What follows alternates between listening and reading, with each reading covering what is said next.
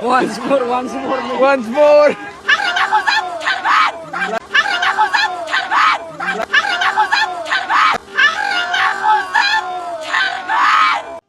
बे जाथायखौ बयबो नुदों आरो बयबो दुखु मोनदों। गोबाङा निन्दा खालामदों, गोबाङा दुखु मोनदों आरो गोबाङा रागाबो जोंदों। नाथाय आङो गिबियावनो बुंनो सानो बे जाथाया फरायसा फरायसुलिफोरनि फोरखौ लानानै जादों।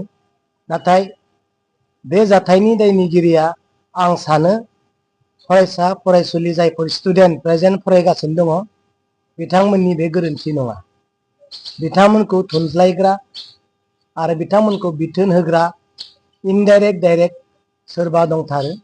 आरो जों सोंनानै मोननायाव मिथिबाय बिथांमोना पिसफुलि मोनसे जांख्रिथाय आरो मोनसे हाबाफारि लानायजों आसामखौ मोनथिहोनाय, दिल्ली सरकारखौ मोनथिहोनाय मोनसे खुद्रिसारनाय हाबाफारि मेम'रेन्डामजों लोगोसे लानो होननानै बिथांमोनखौ लानानै फैनाय जादों। नाथाय बिथांमोना बेबायदि जागोन ना मोनथियाखै जे जोंखौ लानानै गावसोरखौ लानानै गेट सेफायनानै सिङाव हाबनानै बुख्रेबनाय, गाख्रेबनाय, जोख्रेबनाय बेबायदि जागोन होननानै जों माब्लाबाबो सानाखैमोन आरो बेबायदि खालामगोन होननानै जोंखौ लानानै फैयाखैमोन। पिसफुलिसो जोङो बे धरनाखौ लादों होननानै लाना फैदोंमोन होनना बिथांमोना जोङो रिपर्ट होदों। आरो बिथांमोना सोरबा गिदों सोरबा गाबदों बेखौ जों गनायना लादों आरो जोंनिफ्राय बै स्टुडेन्टफोरखौ जोङो निमाहा होदों। बिथांमोना नंगौखौनो जुजिदोंमोन, गावसोरनि मोनथाय आरो बर' हारिनि थामोनथाखौ रैखाथि खालामनो गावनि रैखाथिखौ लाखिनो थाखाय बिथांमोना जुजिनो नागिरदों। बेयाव बुंनांगौ रावहाबो जेबो गैया आरो होबथायाखै आरो बुङाखै। जोङो मोनथिगौ गावनि मोनथायखौ लाखिनो थाखाय, गावनि मोनथायखौ मोननो थाखाय जों दिनै बुंगोन अख्रां नांजासे होज्रिखाव राजा लामायाव थानानै जथे ट्रेन रोखौ खालाम। सोरहाबा जुदि खालामनो दङब्ला जोंहा बेयाव बुंनांगौ गैया। नाथाय बे जाथायखौ निन्दा खालामनायनि दुखु मोननायनि जाहोना बेसो जे एसेबां पिसफुलि जाखांनायनि उनाव सोरनि थुनज्लायनायाव बेबायदि गावनि आंगो अफिस, गावसोरनो लुनाय गावनि बिमा बिफानि नांनायजोंनो मोननाय बेसेबां मोजां समायना एसेम्बलि हाउसखौ बुफायनानै जोंहा मा मोननो? एसेम्बलि हाउसखौ बुफायनानै सावनानै जोंनि थामोनथाखौ जों बासायनो हागोन ने? हानाय नङा।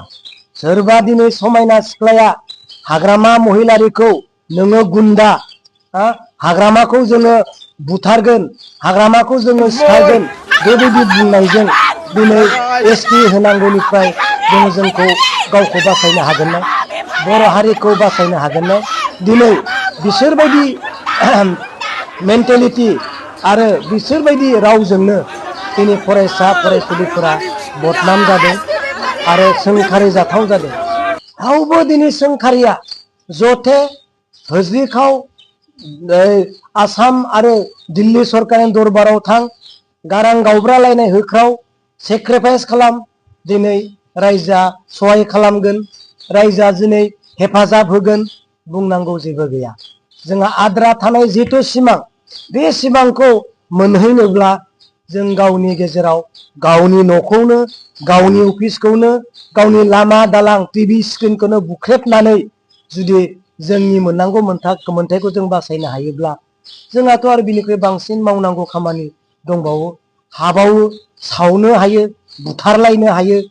अब्ला दिनै मा जागोन? बेखायनो जों गोबां कलेजनि स्टुडेन्टफोरजों रायज्लायबाय, बिथांमोनाबो दुखु मोनदों। बे लाइनाव जों गैया आरो बेबायदि परिस्थितिनि थाखाय जोङो ओंखारनाय नङा होनना बिथांमोना खोथा होदों। दिनै दिपेन बर' सार बिथांखौ खावलायदों, नोंथांमोना मा रायज्लायदों, मा बुंदों, मा रायज्लायना फैदों बेफोर गासैबो खोथाखौ नोंथांमोना गावसोरनो मिथिगौ। इन्टारनेलि इनडाइरेक्ट डाइरेक्ट नोंथांमोना सरकारजों मा रायज्लायदों, इउपिपिएल, एबसु, माहारियारि आफाद, सिसिट'आनो होन जिखि जाया आफाद, माहारि आफाद, नोंथांमोना मा रायज्लायदों सरकारजों नोंथांमोनानो मिथिगौ नाथाय बेखौ खावलायदों उन्दै उन्दै सेंग्रा सिख्लानि साननाय आरो गोसोफोरा गरम बिसोर जेखौ हायो बेखौनो मावनो गोसो जायो जेखौबो मावनो हायो बिथांमोना नाथाय दिनै बेबायदि गाज्रि खामानियाव बिथांमोनखौ थुनज्लायनाङा दिनै खावलायदों मावलांबाय था आवगायलांबाय था दिनै हाग्रामा महिलारि सार बिथाङाबो दुलाराय बर' फरायसा आफादाबो इउजि ब्रह्म सार बिथाङाबो प्रमद बर' सार बिथाङाबो लरेन्स इस्लारि सार बिथाङाबो साफ्रोमबो बर'नि दैदेनगिरिफ्रा बुंबाय एसटि होयोब्ला थाखानाय एसटिआ जेबो खहा जायाजासे होनायाव जोंहा बुंनांगौ गैया होनना बयबो बुंखाबाय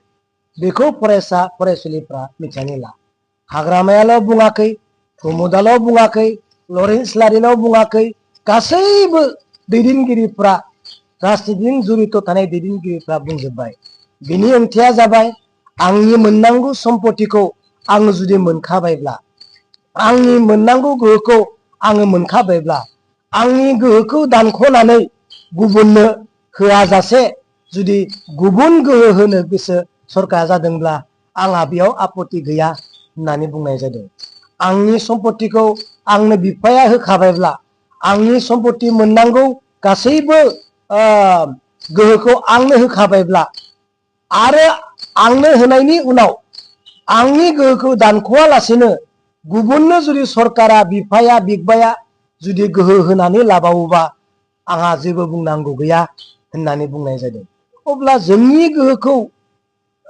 लस खालामा जासे जोंनि बोलोखौ जोंनि खेमथाखौ दानगारा जासे सोरनोबा गोहो होनायाव जोंहा बुंनांगौ मा दं गैया नाथाय बिब्दि होननानै जों जे जिरायना थानांगौ नोंथांमोनादि जिरायना थानांगौ हारिनि थाखाय जिरायना थानांगौ बेबो नङा खिन्थु जों बेयाव बिब्दि गैया नाथाय आं खावलायदों सेंग्रा सिख्लाफ्रा साख्रि जानानै था रायजोफ्रा साख्रि जानानै था मोननांगौ मोनथायनि थाखाय नांलांनांगौ हजे खालामनांगौ मावनांगौ खामानिखौ मावलांनांगौ नाथाय बेयाव गाज्रि खामानियाव लोगो लानाङा होननानैसो दिनै बुंगोन जोंहा बेयाव बुंनांगौ जेबो गैया आंनिफ्राय आरो जायफ्रा गाज्रि आवाज होबाय गाज्रि रावजों रायबाय बिथांमोनखौ एबसुनिफ्रायनो थांनानै बुजायहैदो आबोबनिफ्राय थांनानै बुजायहैदो लोगोफ्रा लिंहरनानै बुंदो नोंथांमोननि बिदि गाज्रि रावनि थाखाय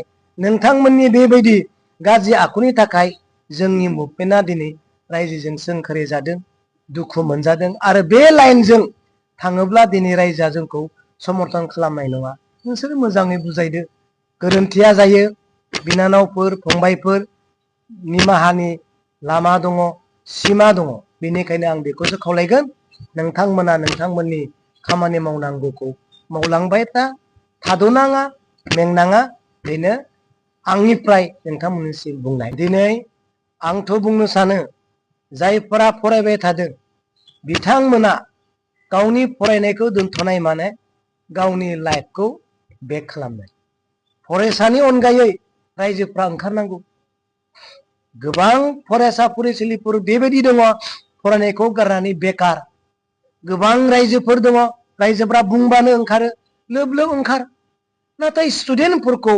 फरायनायखौ दोनथ' होनानै एग्जामखौ दोनथ' होनानै बिना बेबायदि गाज्रि खामानियाव जायफोरा सोसनदों बिथांमोना बिसोर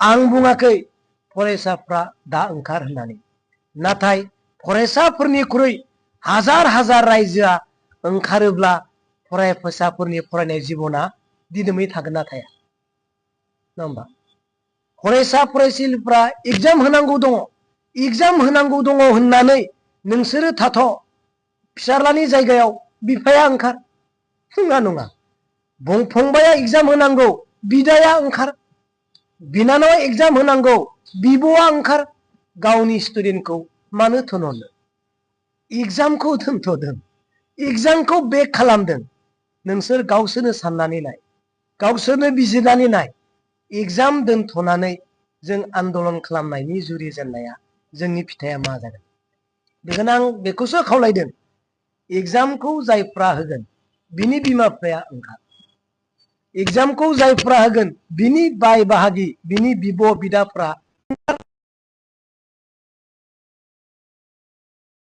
होनाय जादों।